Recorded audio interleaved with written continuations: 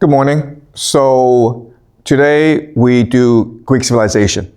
We are focusing on Homer, who wrote the Iliad and the Odyssey. A couple years ago, I taught the great books. So we read the Bible, Dante, Paradise Lost, the Iliad, and the Odyssey. And believe it or not, the students' favorite book was the Iliad. And this was written maybe 3,000 years ago by this Greek man living in a different time, different culture.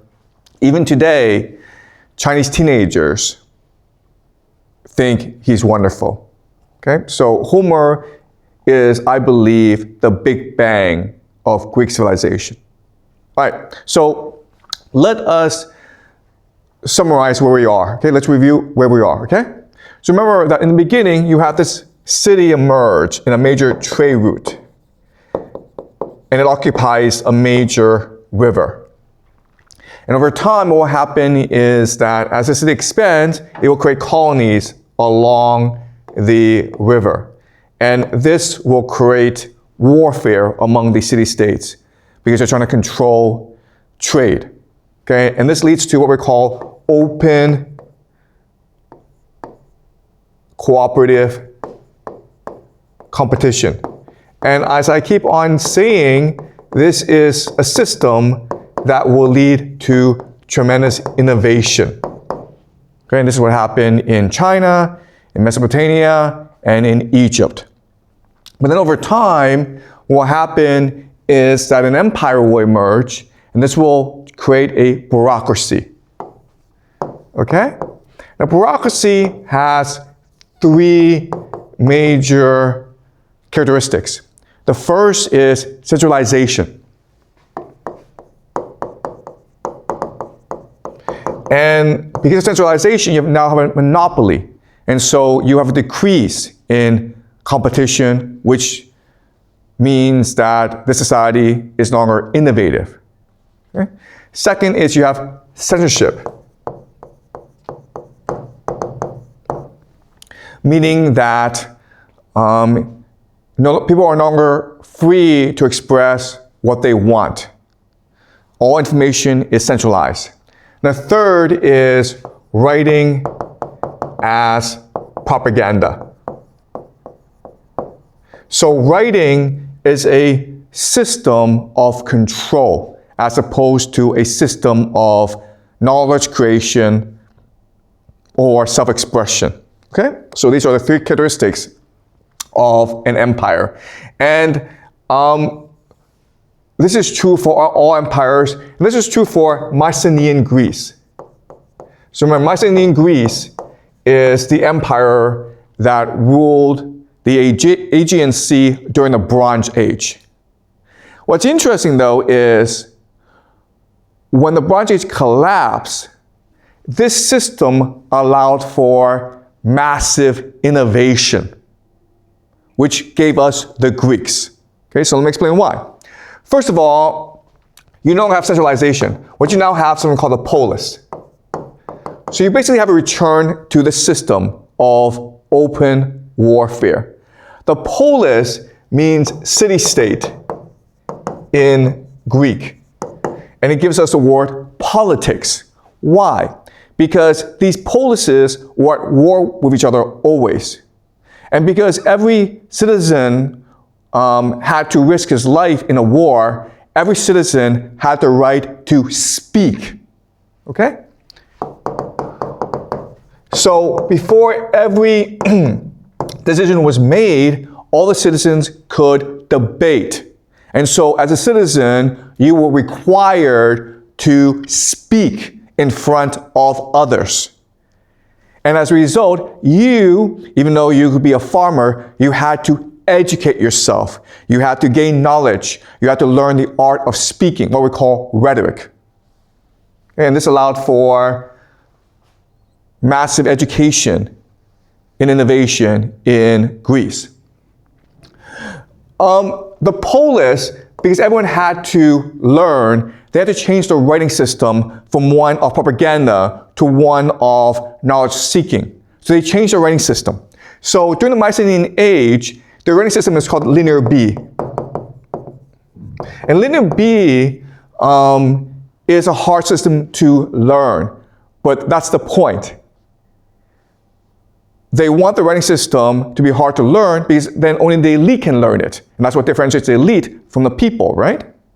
But now that everyone has to learn, you need a more efficient writing system. And so they created a new system called the alphabet, which is the same system we use today because it's so effective, okay? So let me explain what the alphabet is. All right, so in the beginning, when we first started to write, we had pictograms, okay? So this is the sun, this is the moon, okay? Sun and moon. As you can see, these are just pictures of words, okay? That's the first step. But then people realize, you know what, we actually don't have to write down, we actually don't have to draw out the pictures, we can just use symbols, okay? So now you use symbols, like maybe an O and this, okay? This now becomes a sun, moon. And then people realize, you know what? There are actually a lot of words we cannot draw out. But if we make the symbol representing a sound as opposed to an idea, that'd be a lot more efficient, right? And so now you can create new words. This is the word now for monsoon. Because all you're doing is you're adding two sounds together, okay? And this is what I call a syllabary, okay? And so Linear B was a syllabary. And the Chinese system is what I call an ideogram. Ideogram, okay? So it's not representing sounds, it's representing ideas, all right? And then people realize, you know what? For it to be most efficient, to be most flexible, to be most versatile, we can just have the symbol represent a part of a sound. Okay, so rather than a complete sound, just a part of a sound. So now this becomes M, this becomes S. Okay, and so you now get the word sum. And this is where we get alphabet from. What the Greeks did was they added vowels to the system. Okay, and this is the most efficient writing system in the world. It's really easy to learn, as you know, from English class, as opposed to Chinese, which is very hard to learn. Okay, so now you have the alphabet, which increases literacy and learning throughout the Greek world. For entertainment, what they did was they invited bards, poets, to come and give recitals, to talk about the legends of the past. And this gave rise to the most famous poet of that time named Homer. And we will discuss Homer today, okay? And so in a centralized system, Homer could not have arisen because Homer would have been a propagandist. But now in this decentralized system, where everyone is looking for entertainment, for knowledge, Homer can arise. And Homer will be the greatest poet of Greek civilization, and he's considered to be the father of Greek civilization, okay? So we will discuss Homer today. And Homer is famous because he wrote two books, the Iliad and the Odyssey.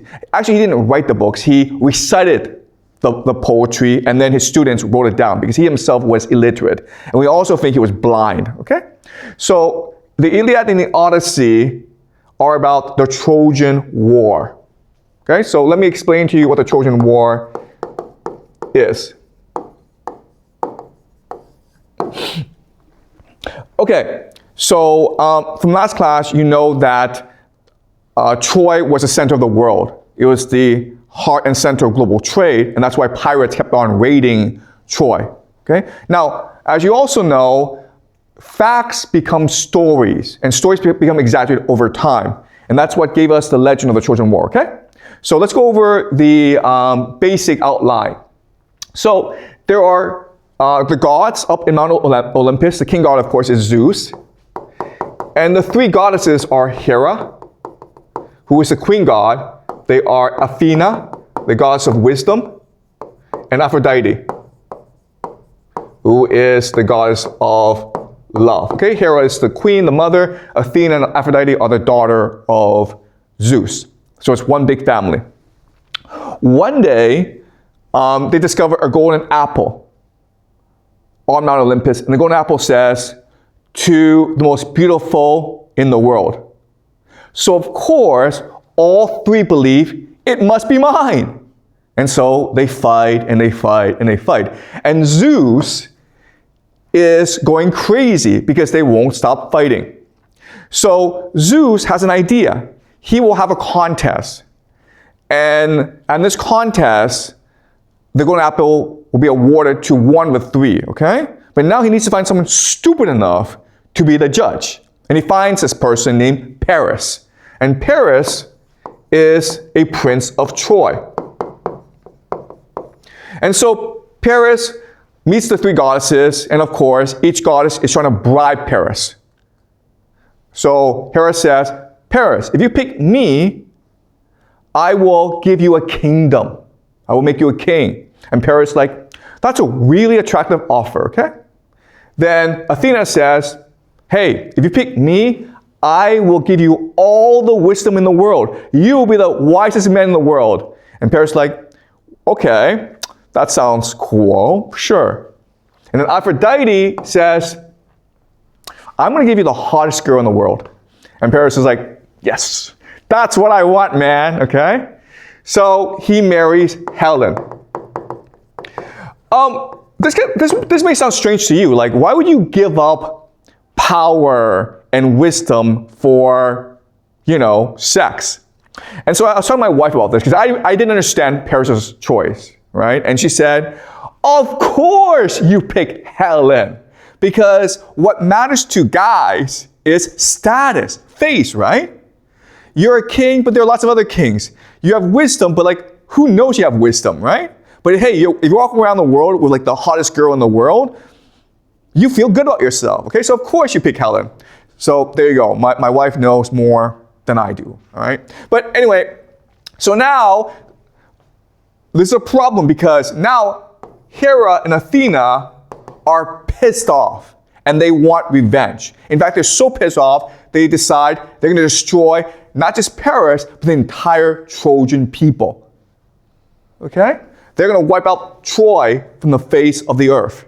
They want revenge. Another problem is, at this time, Helen is married to Menelaus, who is the king of Sparta, and his brother is Agamemnon, who is the king of Argos. And Sparta and Argos are the two most powerful places in Greece. So Agamemnon is the king of kings. He is the king of Mycenaean Greece. And so they organize this huge army to attack Troy, to retrieve Helen. Okay? And this will go on for 10 years, this battle in Troy.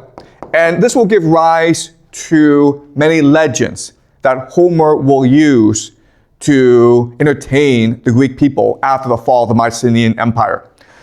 Two of the most famous heroes of this time, and there are hundreds, okay, are Achilles and Odysseus. Odysseus is known for being the wisest of the Greeks, the greatest strategist. Achilles is known for being the bravest warrior. Okay? Odysseus will come up with the idea of the Trojan horse, which is what ends the war. Because as you know, what will happen is the Greeks will sneak inside a horse, a wooden horse, pretend that it's a gift to the Trojans. The Trojans will take the horse inside the city. The Greeks will sneak out at night and kill everyone, okay? All right, so that's the story of the Trojan War. What Homer will do is he will take this epic, okay, this legend, and turn it into a great story. He does not tell the whole story. He only tells a part of the story. He tells the story of the battle between Achilles and Agamemnon, okay? So let's go over the plot of the Iliad. Okay? The Iliad. All right, so the story begins like this. Agamemnon has arrived in Troy with his entire army.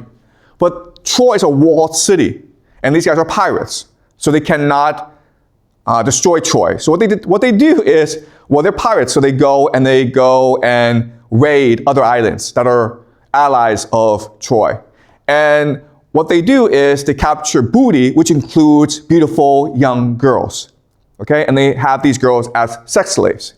Now, the custom of war is that if the girl belongs to a powerful family, that family can choose to ransom her back, and you have to give her back, okay? Now, it turns out that Agamemnon likes his girl, but she's the daughter of a powerful priest. And the priest says, give me back my girl and I'll give you a lot of money. And Agamemnon says, no, I like her, and I'm lonely, so screw off. So this priest gets angry and prays to Apollo. And Apollo unleashes a plague on the Greeks. And everyone's dying, okay? And so Achilles discovers what's happened, and he confronts Agamemnon in a war council. And he says, Agamemnon, you have to give the girl back, or else we're all going to die here. And Agamemnon says, fine, I will give her back, but only on the condition that I take your girl.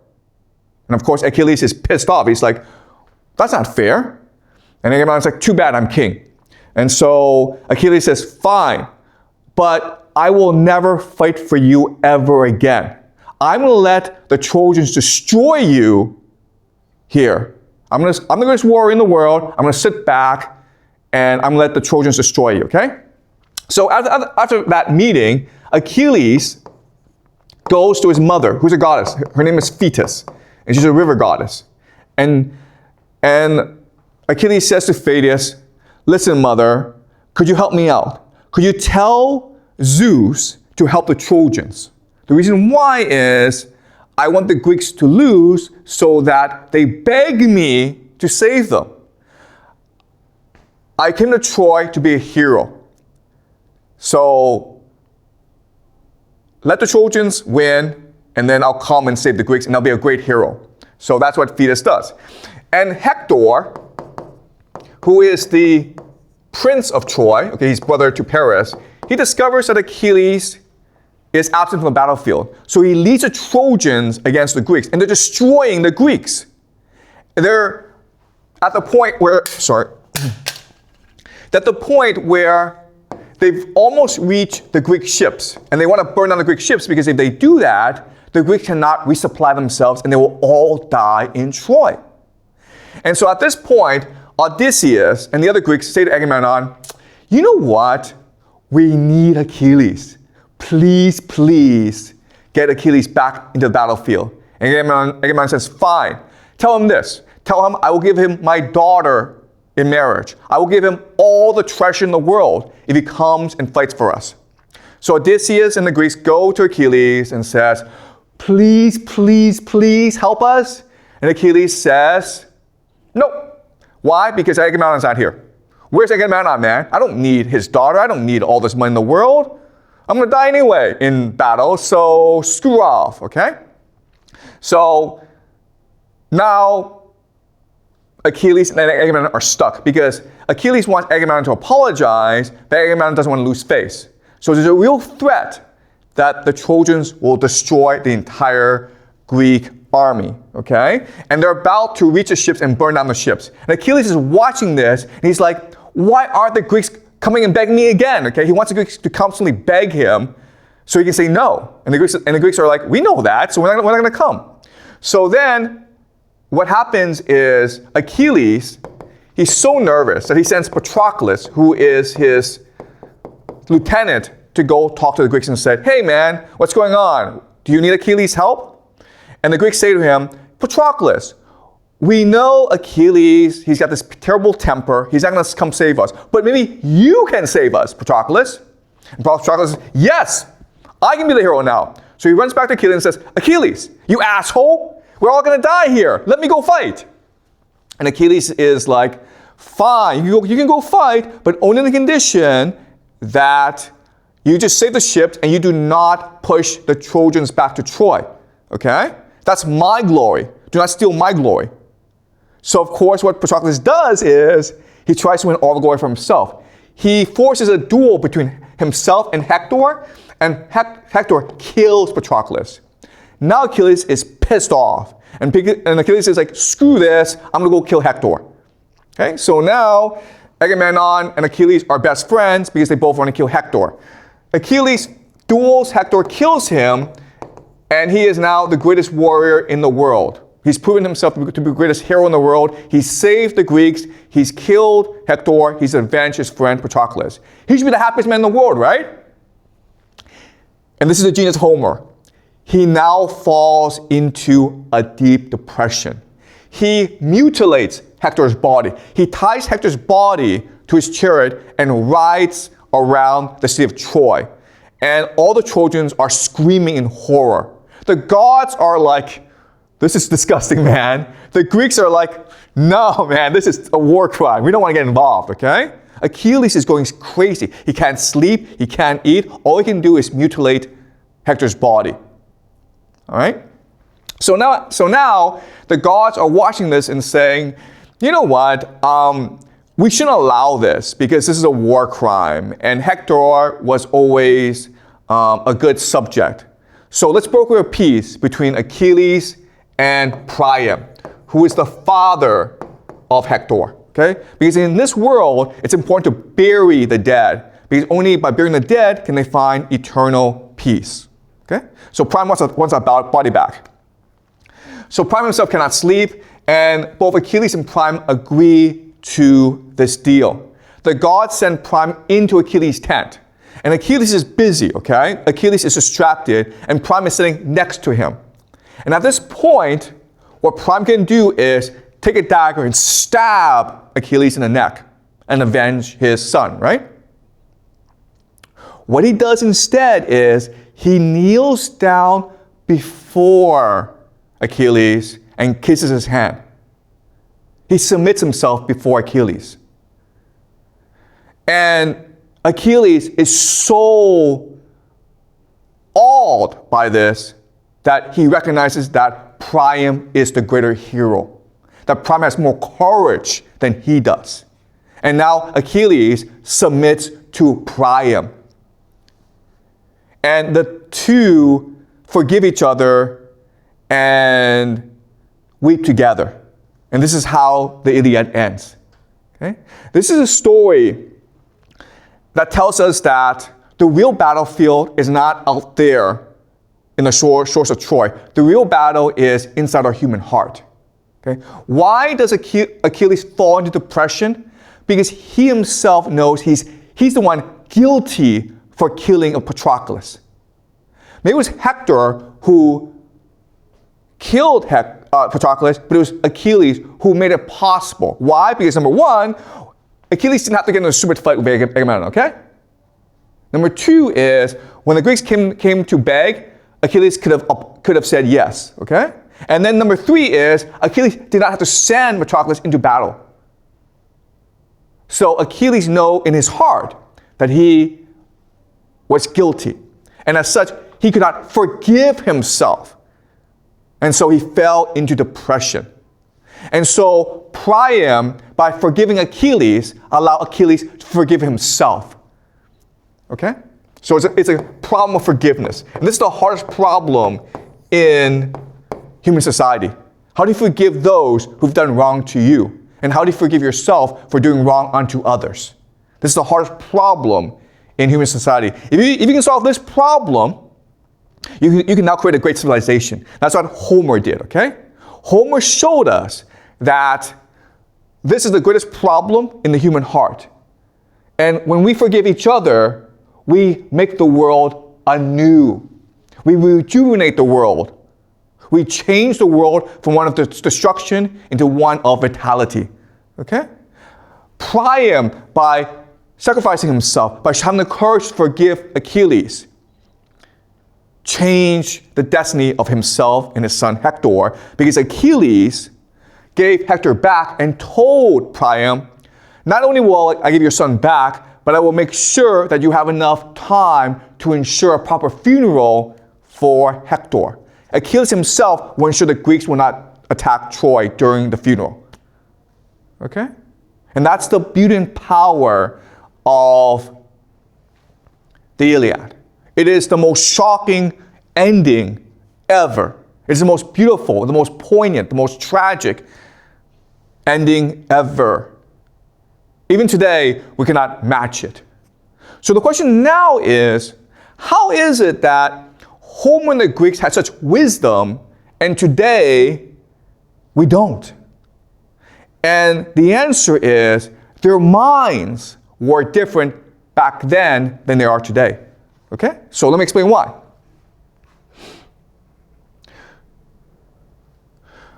Okay, so you know from psychology that we have two hemispheres in the brain, okay? A right hemisphere and a left hemisphere. The right hemisphere is the creative, emotional, caring hemisphere. The left is the logical, analytical, utilitarian hemisphere, okay? So right does art, maybe left does math.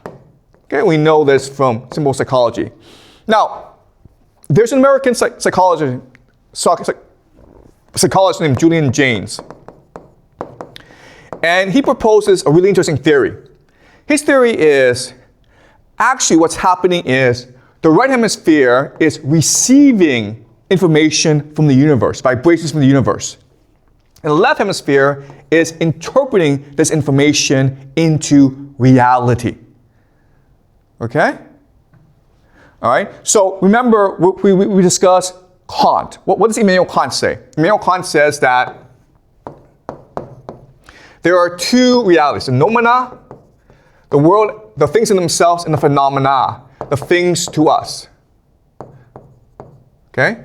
So what happens is that our brain interacts with the noumena and then filters it back into the phenomena, okay? And it uses a filter, time and space, in order to perceive things, okay? Hegel says that this noumena is the Geist, okay, the universe. And as we discussed, the universe are just vibrations, okay? Vibrations. And so, if you apply all this to this theory, what's happening is our right brain is receiving these vibrations. And then our left brain is just transforming these vibrations into everyday reality, okay? Then the question then is, how do we interpret these vibrations?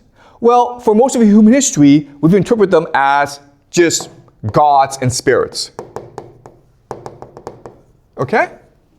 And even though it's not factual, it is truthful in that it allows us to better understand the universe, and it better allows us to understand ourselves, okay? By embracing this model of the brain, we have access to wisdom, okay? The wisdom of Homer and the Greeks. And that's why back then, the Greeks are much more creative and wise than we are today, okay? Does that make sense? Okay? Because what we've done today is we've shut off this part by saying, nope, all that matters is science, logic, and materialism. Okay? So we've shut down the right brain. And we only use the left brain today. That's why we are less creative. Right? So that's the argument I will make to you today. All right. Let's continue.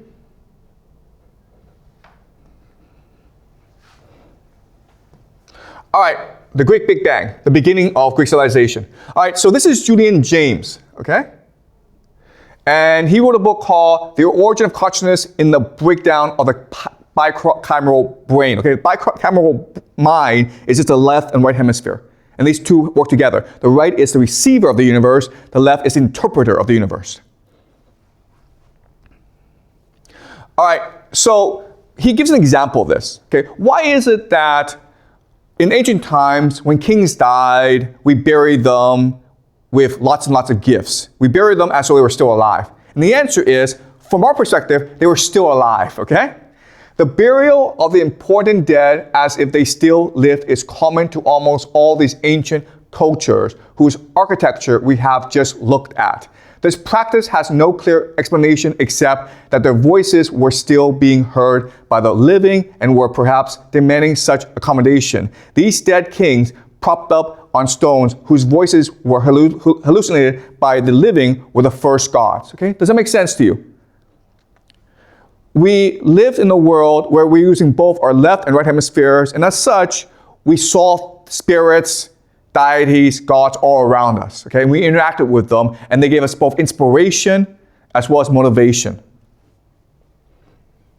Okay, and so this is a Viking ship burial where a king is being buried with his ship and his horses, as though he was still alive.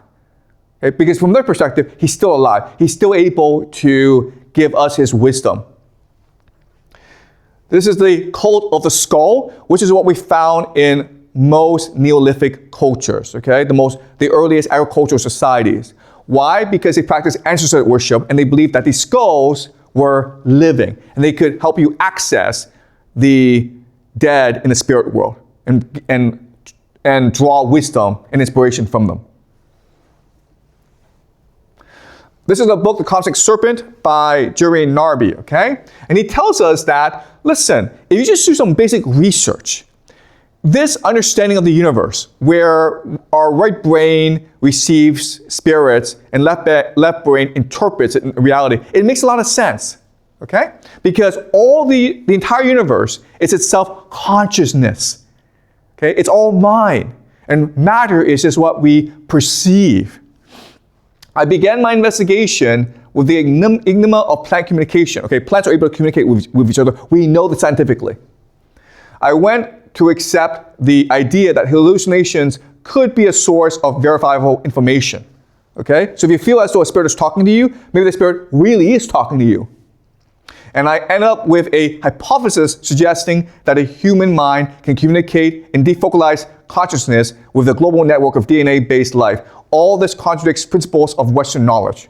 Okay? So the entire universe is consciousness. Plants have it, animals have it, we have it, and therefore, if we open our minds, we're able to communicate with the entire universe and draw insight. All right, and he goes on. Scientists know this, and our greatest discoveries came from scientists who embraced the consciousness of the universe. Many of science's central ideas seem to come from beyond the limits of rationalism. René Descartes dreams of an angel who explains the basic principles of materialistic rationalism to him. Albert Einstein daydreams in a tram approaching another and conceives the theory of relativity. James Watson scribbles on a newspaper in a train, then rides his bicycle to reach the conviction that DNA has the form of a double helix. Okay? So it's almost as though a spirit is telling the secrets of the universe to the scientists. So, and just ask yourself these questions, and you will understand that maybe the universe is consciousness, right? So these questions are, sometimes you think of someone, and then boom, that person calls you. Is that strange?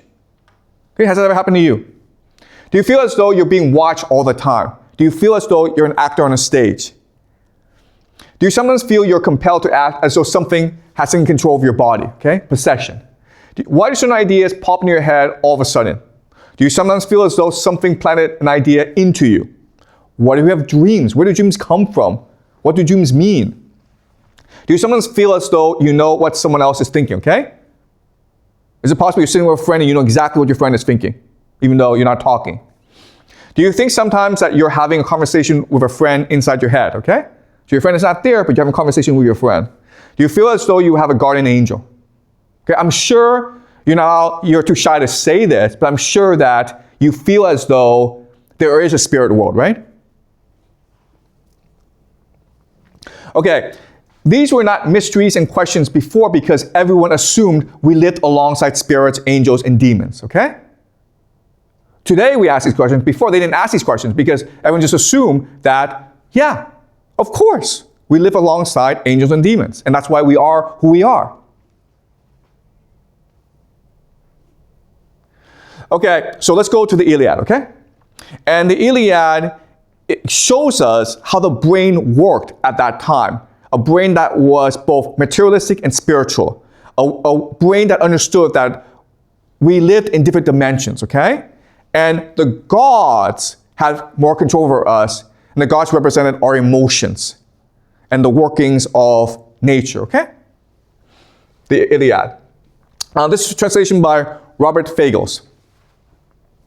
So let's, at the very beginning of the Iliad, okay, Homer says this: "Rage, goddess, sing the rage of Peleus' son Achilles, murderers, doom that caused Achaeans countless losses, hurling down to the house of death so many sturdy souls, great fighter souls, but made their bodies carrion.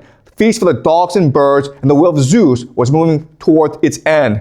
Begin, muse, when the two first broke in clash, Agamemnon, lord of men, and brilliant Achilles." Okay? So the first thing that Homer says is, please inspire me, muse. Okay? So what he's doing is not creating, what he's doing is channeling. He's drawing inspiration from the gods. Okay? When he's speaking to people, he's saying, I am here as a messenger of the gods. This information is from the gods themselves.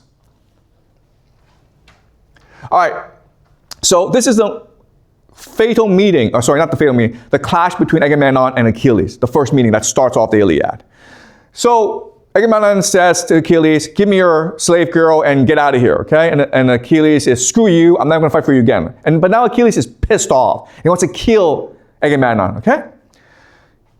Agamemnon broke off and anguish gripped Achilles. The heart in his rugged chest was pounding, torn. Should he draw the long, sharp sword slung at his hip, thrust through the ranks and kill Agamemnon now, or check his rage and beat his fury down, okay? So he can't control himself, okay? Rage has overtaken him. He wants to step forward and just kill Agamemnon.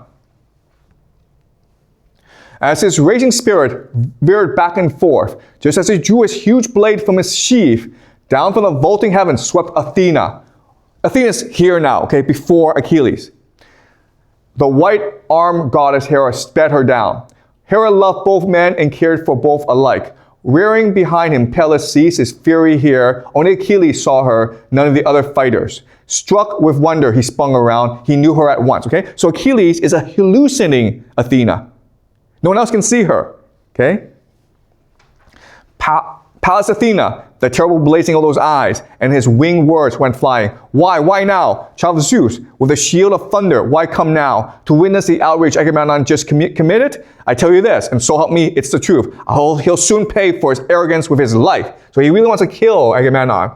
Her gray eyes clear, the goddess Athena answered, down from the skies I come to check your rage. If only you will yield. The white-armed goddess Hera spread me down. She loves you both. She cares for you both alike. Stop this fighting now. Don't lay hand to sword. Lash him with threats of the price that he will face. And I tell you this, I know it is the truth. One day glittering gifts will lie before you 3 times over to pay for all his outrage. Hold back now. Obey us both.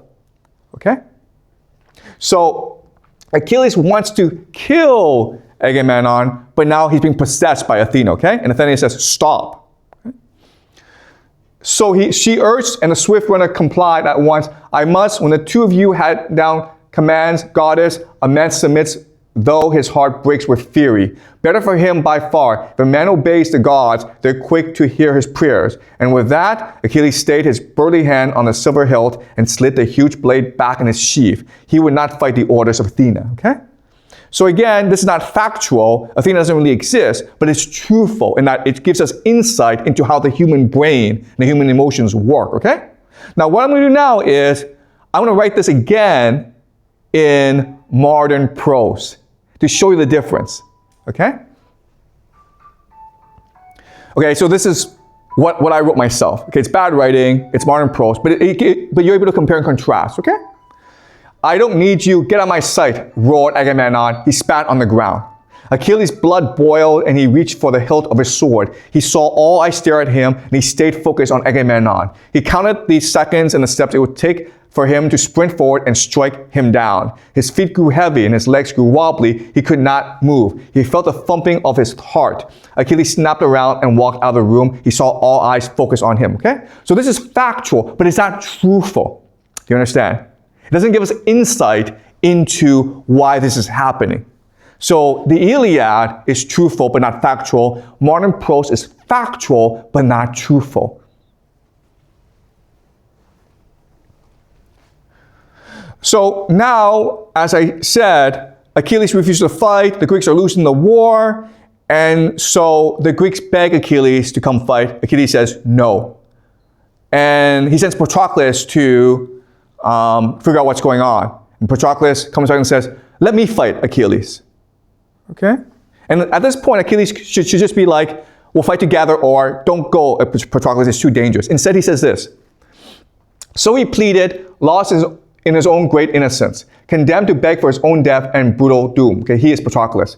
And moved now to his depths, the famous runner cried, no, no, my prince Patroclus, what are you saying? Prophecies? None that touch me, none I know of. No doom my noble mother revealed to me from Zeus. Just this terrible pain that wounds me to the quick. When one man attempts to plunder a man his equal, to commandeer a prize, exulting so in his own power. That's a pain that wounds me, suffering such humiliation. That girl, the sons of Achilles, picked her as my prize, and I sacked the walled city, won her my spear, but right from my grasp he tears her, mighty Agamemnon, that son of Atreus, treating me like some vagabond, some outcast stripped of all my rights. So the Greek army is about to be destroyed, and Achilles is concerned about his own pride. Okay, he's a very selfish person. Agamemnon stole his girlfriend, and he's pissed. Enough, let bygones be bygones now. Done is done. How on earth can a man rage on forever? Still by God, I said I would not relax my anger, not till the cries and carnage reach my own ships. So you strap my splendid armor on your back, you lead our battle-hungry Meridians into action. And now, in fact, the black cloud of the Trojans blast down on the ships with full gale force, our backs to the breaking surf, but clinging still to a cramped strip of land, the Argives lost. The whole city of Troy comes trampling down on us, daring, wild. Why? They cannot see the brow of my helmet flash before their eyes. Oh, they'll soon run for their lives and choke the torn beds of the field with all their corpse, if only the mighty Agamemnon met with me with respect, okay? So the Trojans are attacking them because he's not in the battlefield. But if he were in the battlefield, the Trojans would just run away, okay? Now, as it is, they're fighting around our camp. No spear rages now in the hand of Diomedes, keen to save the Argives from disaster. I can't even hear the battle cry of Agamemnon break from his hated skull, but it's man-killing Hector, calling his Trojans on, his war cries crashing around me. Savage cries of his Trojans sweeping the whole plain. Victors bring the Argive armies to their knees. Even so, Patroclus, fight disaster off the ships. Fling yourself at the Trojans full force before they gut our hulls with leaping fire and tear away the beloved day of our return. But take this command to heart, obey to the end. You can win great honor, great glory for me in the eyes of all the Argive ranks, and they'll send her back, my live and lovely girl, and top it off with troves of glittering gifts. Once you have whipped the enemy from the fleet, you must come back, Patroclus. Even if Zeus, the thundering lord of Hera, lets you seize your glory, you must not burn for war against these Trojans, madmen lusting for battle. Now about me, you will only make my glory that much less, okay? Me. All Achilles cares about is me. Patroclus, you can go into battle, but don't win too much glory. Do not outshine me, okay? And because he says this, what does Patroclus do? He tries to win all the glory for himself. He engages in a duel with Hector, and it costs him his life, okay? So it's Achilles' fault this is happening, and he knows it. All right, so the psychology here is just so insightful, so deep, so striking. So let's use an analogy to understand the psychology, okay? Let's pretend John and Jill are boyfriend and girlfriend, but they have a fight, like boyfriend and girlfriend do, and they break up, okay? But they long for each other, but they don't want to apologize to each other, okay? So Jill tells her best friend Jayne to talk to John to try to get him to apologize, all right? And then Jayne talks to John, and John says, you know what? I've had it with Jill. I'd much rather date you because you're more beautiful and you're more, reasonable. And then Jayne is really excited because Jill is prettier than she is, right? So she runs back to Jill and says, hey, John asked me to go on a date. Maybe I can use this opportunity to convince him to apologize. And then Jill says, okay, go date him. But what if you do? Don't kiss him. So what does Jill do? Right? So this is reverse psychology, right? Okay? So Jill knows that if she says this, Jayne's going to kiss John. And Achilles knows that if he tells Patroclus, don't win too much glory, Patroclus is going to win a lot of glory, right? And so what happens, of course, is that Patroclus dies, and now Achilles can now enter the battlefield and win all the glory for himself. And that's what happens, okay? He kills Hector. He saves the Greeks. But then he goes crazy. What he does is he ties Hector to his chariot and he starts riding around the walls of Troy. It is a war crime. It's disgusting. It's hideous. the Trojans are going crazy, but the Greeks are like, we don't want this, man. The gods are like, what the hell is going on? Okay? So this is just shocking. It's just a mutilation. It's torture. All right, so now we move to the end of the Iliad. And at this point, Priam, the king, cannot sleep because his son, Hector, is being mutilated by Achilles. Achilles can't sleep because he cannot forgive himself for the death of Patroclus. And so he takes it out on Hector. Okay, and the gods are watching this, and they're kind of disgusted. The games are over now. The gathered army scattered, each man to his fast ship, and fighters turned their minds off thoughts of food and the sweet, warm grip of sleep. But Achilles kept on grieving for his friend, the memory burning on. And all subduing sleep could not take him. But not now. He turned and twisted, side to side. He longed for Patroclus' manhood, his gallant heart. What rough campaigns they fought to an end together. What hardships they had suffered, cleaving their way through wars of men and pounding waves at sea. The memories flooded over him, live tears flowing. And now he lied on his side, now flat on his back, now face down again. At last, he leapt to his feet, wandering anguish, aimless along the surf and dawn on dawn. Okay, he cannot sleep, he's depressed. Okay? He is racked with self-guilt. He cannot forgive himself for what has happened. Flaming over the sea and shore would find him pacing. Then he yoked his racing team to the chariot harness, lashed the corpse of Hector behind the car for dragging, and hauled him 3 times round the dead Patroclus' tomb. And then he rests again in his tent and leave the body sprawled face down in the dust. But Apollo pitied Hector, dead man though he was, and warded all corruption off from Hector's corpse, and round him, head to foot, the great god wrapped the golden shield of storm, so his skin would never rip as Achilles dragged him on. And so he kept on raging, shaming noble Hector, but the gods in bliss looked down and pitied Priam's son. They kept on urging the sharp-eyed giant killer Hermes to go and steal the body, a plan that pleased them all, but not Hera, Poseidon, or the girl with blazing eyes. They clung to their deathless hate of sacred Troy, Priam and Priam's people, just as they had at first when Paris in all his madness launched the war. He offended Athena and Hera, both goddesses. But Zeus, who marshaled the storm clouds, warned his queen, "Now, Hera, don't fly into such a rage at fellow gods. These two can never attain the same degree of honor. Still, the immortals love Prince Hector dearly, best of all the mortals born in Troy. So I loved him at least. He never sinned with gifts to please my heart. Never once did my altar lack its share of victims. Wine cups tipped and the deep smoky savior. These are the gifts we claim. These are our rights. But as for stealing courageous Hector's body, we must abandon the idea, not a chance in the world behind Achilles' back. For Thetis is always there, his mother always hovering near him night and day. So, would one of you gods call Thetis to my presence, so I can declare to her my solemn sound decree? Achilles must receive a ransom from King Priam. Achilles must give Hector's body back. Okay? Does that make sense? So the gods are fighting over what to do, and then Zeus says, you know what? Let's just broker a peace between Achilles and Priam. Okay, so Priam agrees to ransom back Hector's body, and Achilles agrees.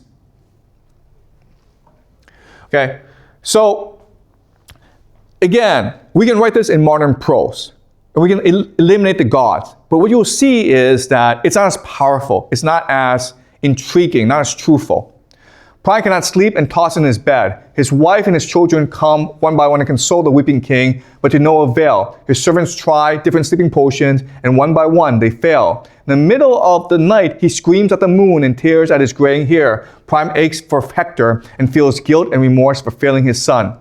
Trojan spies watch Achilles drag Hector's body day and night. They take turns spying, and they know that Achilles cannot sleep. They report this news to Priam, and this gives him hope. He sends an emissary to the Greek camp, and Agamemnon agrees that it is Priam's right to ransom back his son, as is a custom of war. Even after the rage of Achilles, Agamemnon sends a servant to talk with Achilles. Achilles does not hear Priam's offer, but he nods his head anyway, okay? So it's less powerful, it's less truthful, it's less interesting, okay? All right, now comes the most powerful part of the Iliad. Okay, this is actually when Priam and Achilles meet for the first time. And so what happens is that Priam is snuck into the tent by Hermes, And the majestic king of Troy slipped past the rest and kneeling down beside Achilles, claps his knees and kisses his hands, those terrible man-killing hands that had slaughtered Priam's many sons in battle. So the king has the opportunity to kill Achilles, but chooses instead to kiss his hand and submit before Achilles. And this submission destroys the pride of Achilles. Okay? It's an emotional battle, duel between Priam and Achilles, and Priam has won. Awesome, as when a group of madness seizes one who murders a man in his own fatherland and flees abroad to foreign shores, to a wealthy noble host, and a sense of marvel runs through all who see him. So Achilles marveled, beholding majestic Priam. Okay, that's what Priam has done. Priam is like a fugitive who's wanted for murder. He escaped, and he should be a slave, but somehow he's become wealthy. Okay, so by submitting himself before Achilles, Priam has changed the destiny of the world. His men marveled too, trading startled glances, but Priam prayed his heart out to Achilles. Remember your own father, great god like Achilles, as old as I am, past the threshold of deadly old age. Now doubt the countrymen round about him plague him now, with no one there to defend him, beat away disaster. No one, but at least he hears you're still alive, and his old heart rejoices, hopes rising day by day, to see his beloved son come sailing home from Troy. Those words stirred within Achilles a deep desire to grieve for his own father. Taking the old man's hand, he gently moved him back, and overpowered by memory, both men gave way to grief. Priam wept freely for man-killing Hector, throbbing, crouching before Achilles' feet as Achilles wept for himself. This is the first time Achilles can now cry. Okay, he could not cry before. Now for his father, now for Patroclus once again, and their sobbing rose and fell throughout the house. They've forgiven each other. Why? Because they love their people, okay? So Priam saw Hector in the face of Achilles. Achilles saw his father in the face of Priam. And because of their love for others, they found love for each other. So love is the unifying force of the universe. Love is what allows us to forgive ourselves and forgive others. Okay, and this is the tremendous insight of the Iliad, okay? And to demonstrate to you how powerful this insight is, let's run a scenario, okay? Let's do a thought experiment. Let's just say you're driving a car with your wife and your child home from a restaurant, okay? And you've had too much to drink, and then you hit a car, and your wife and your child died, okay? That's the first scenario. Second scenario is you're driving home, and then a drunk driver hits you, killing your wife and your child. It's not your fault. It's the drunk driver's fault, okay? In the third scenario, you're arguing with your wife and you're not really watching the road, okay? Then a drunk driver hits you and kills your wife and your child. Okay, these are three different scenarios, right? Let me ask you a question. In which scenario are you less likely to forgive the drunk driver?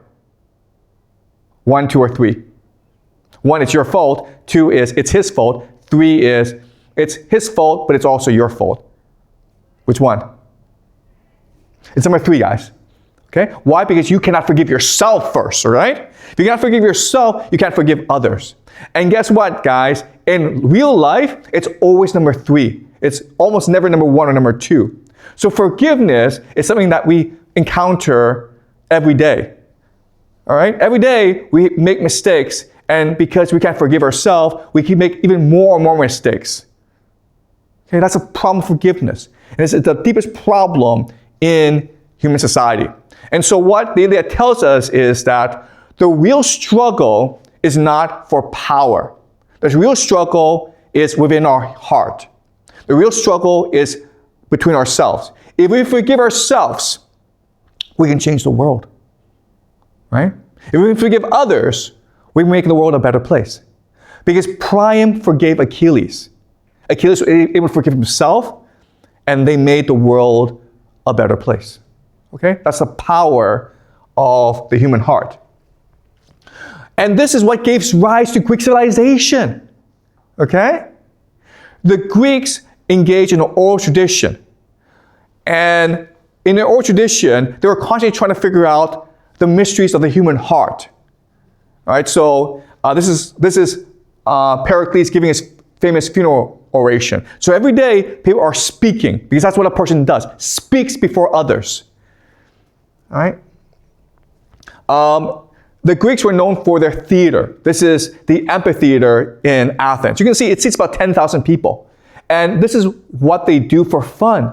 They stage this theater, and everyone watches it. And the theater plays by Euripides, Achilles, Sophocles, are about the human heart, the mysteries of the human heart. So every day people are thinking about what it means to be human. And that's why they have the greatest civilization in the world. This is the agora, the marketplace, where people come together and just debate. They talk. So Socrates was famous for being in the agora, the marketplace, and just finding people to debate.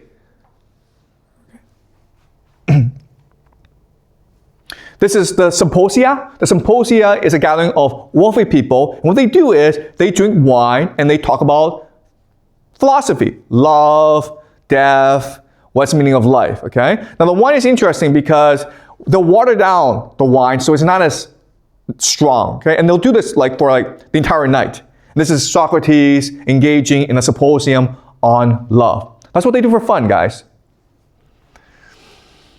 This is a trial of Socrates. So if you're charged with a crime, you face a trial. And there's 500 people, and you have to convince those 500 jurors why you're guilty or why you're not guilty, okay?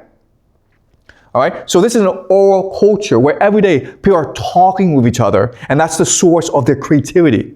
And what they're talking about is the Iliad, the Odyssey. They're trying to figure out what Homer meant, what Homer was trying to tell the world in his poetry. This is Herodotus.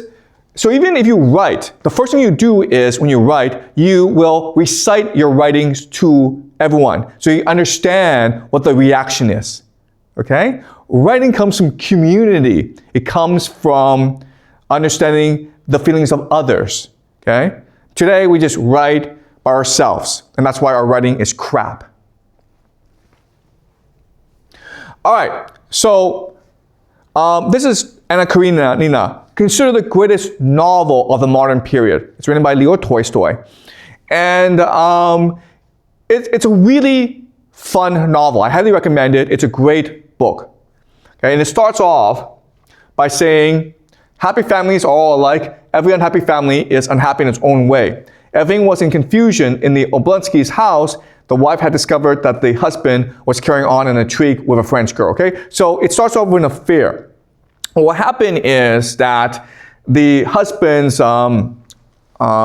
sister, Karenina, will come from St. Petersburg to try to resolve the issue. But then she'll fall in love with another man, Count Vronsky, and they have an affair together. Okay, and this affair destroys their families. And it ends with Karenina's suicide, okay? Because what's happening is that she's demanding more and more Count Vronsky, and he can't keep up. He's exhausted by the demands of Karenina. So this is what she says before she kills herself.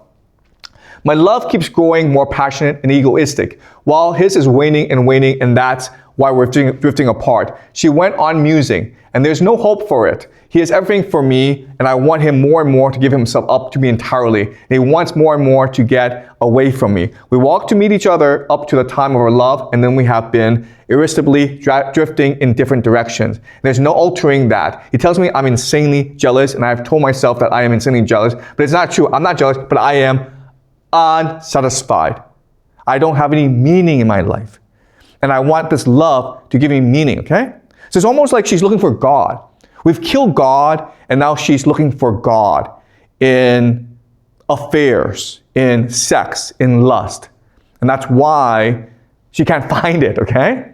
All right, so what I'm going to do is I'm going to take this and translate it into Homeric prose, okay?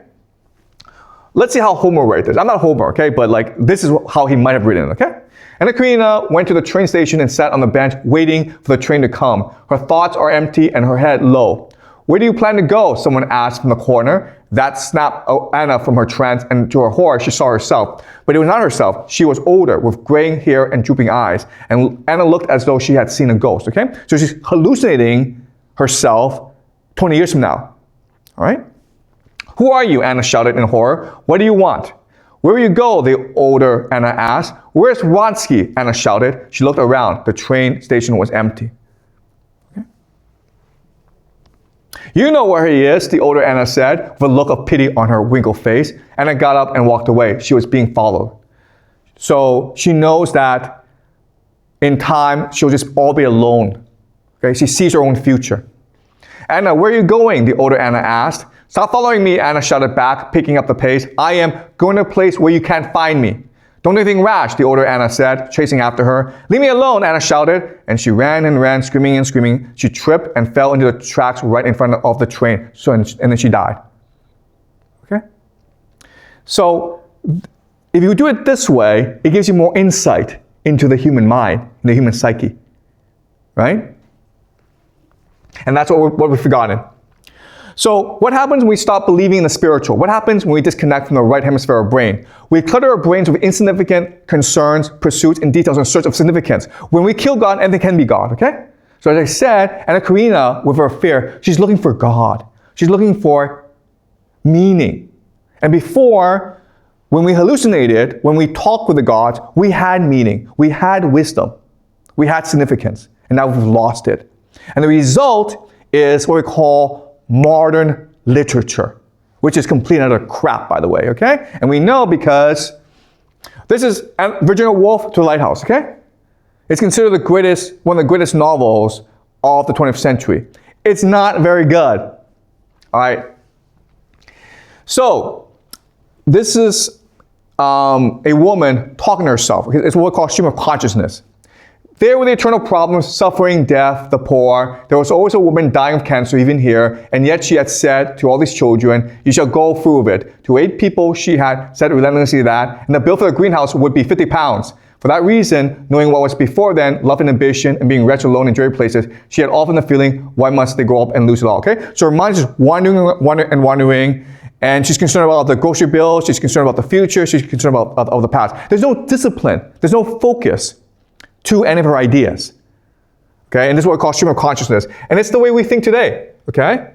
The reality is that we live in a world in which God is dead, in which we're not allowed to imagine a spiritual world, in a world in which we only focus on the here and now. And as such, we live meaningless, insignificant lives, and as such, our brains are just focused on things that don't matter, okay? And our brains become schizophrenic. All right? Okay, does that make sense, guys? Okay. Yeah? Any questions? All right. Yeah. I have a question about the concept about forgiveness that you just mentioned, that if you can't forgive yourself, you can't forgive others. I think the example of this is China and Japan, because China hates Japan because of the Japan invasion war. And after hearing this call, I think China hates Japan so much, even until now. It is because that China cannot forgive himself because he's too weak, and also just like the third situation that you just showed, Japan invades and China is too weak to fight back. So China cannot forgive his weakness, so he cannot forgive Japan. Yeah, that's a great analogy. I completely agree. Yeah, because if you're really strong and confident, you just focus on improving yourself. You don't think about other people. Yeah. Okay. Any more questions, guys? But thank you for the comment. Okay. All right. So last thing I'm going to do is I'm going to read some YouTube comments. So I don't have time to read YouTube comments, but my wife loves reading YouTube comments, and she sends me YouTube comments, and it's basically my homework. Okay. So if my wife sends it to me, I have to respond, all right? So let's look at some YouTube comments from the last video. West in Qatar says, hey man, what about Africa? What about Egypt and African civilization? And I'm sure that Africa, Egypt, Sudan are really, really interesting. I don't know enough about it to comment on it, okay? So what I want to do is later on, I want to focus more on Africa, okay? I want to go to Africa and I want to learn more about the continent so I can comment more about Africa. Like for me, teaching is a learning journey. Okay, I teach to learn. Okay, so this YouTuber says, Bad Bentham says, I underrepresent livestock in the economic system. And this is absolutely true, okay? If you look at the steppes, the currency is actually livestock. Cattle, sheep are the main currency of the steppe people. And it's what allows the steppe people to fight great wars, because when they go off in wars, they can bring their livestock with them. And therefore, they don't have any logistical issues, okay? So this comment is absolutely right. Question. So capital changes altruistic nature to utilitarian when hard work and motivation gets saturated. Why are we only going in one direction that's getting saturated? Yeah, so this is interesting. So we have two natures, an altruistic and utilitarian nature. And what we've discovered is that if you break the balance and you become too utilitarian, it's almost impossible to move it back. Okay? And that's why societies collapse. How similar is this series to Civilization series? Okay, so the comment is that I'm using a lot of content that I used before in Civilization.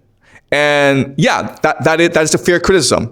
And the reason why is that what I'm trying to do is I'm trying to better understand history.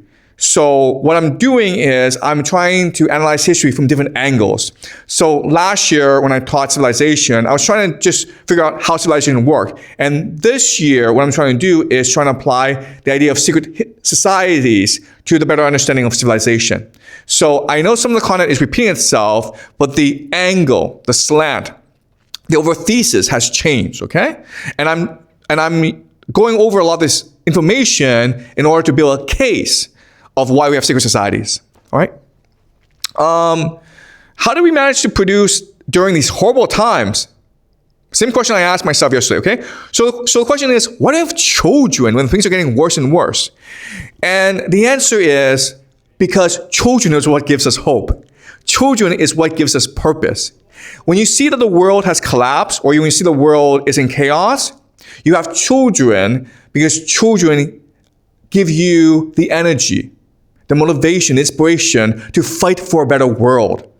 Okay, so I am probably the most pessimistic person on planet Earth. Okay, I think the entire world is going to hell. I have three kids. I have three young kids. And the reason why is, well, first of all, I love my kids. I love having children. But also, my children fill me with hope and energy and power to fight for a better world. I'm only doing this. I'm only teaching this class. I'm only putting this on YouTube to build a legacy for my children. If it were not for my children, I would honestly not be doing this. It's really hard work. Okay? All right, so that is it for today. Thank you guys. We'll continue next week, okay?